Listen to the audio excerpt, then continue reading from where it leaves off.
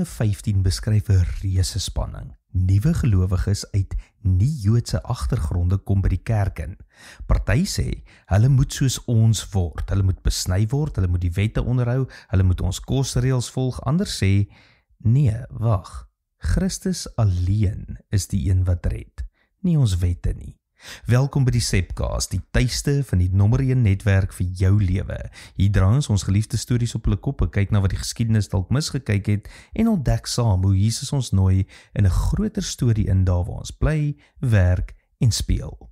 Uiteindelik besluit die kerk, ons plaas nie 'n las wat selfs ons eie voorvaders nie kon dra op ons nuwe broers en susters nie. Dis 'n pragtige oomblik van wysheid in die Bybel, want hulle kies Christus bo kultuur. Hulle kies die kern bo gebruike. Hulle kies die evangelie bo 'n las om iemand se nek. Maar kyk na vandag. Ons leef in 'n wêreld waar kerke vol diversiteit, 'n wêreld vol diversiteit. Verskillende tale, kulture, style en gewoontes. En is mooi, maar dit bring ook spanning. Hoe leef jy saam as jy verskil? Hoe hou jy rigting? Prakties beteken dit, jy gaan soms moet aanpas. Jy gaan dalk jou gunsteling styl van aanbidding moet los om ruimte te maak vir iemand anders. Jy gaan dalk sensitief moet wees vir gewoontes wat vir ander belangrik is. Nie omdat dit jou red nie, maar omdat liefde groter is as gemak.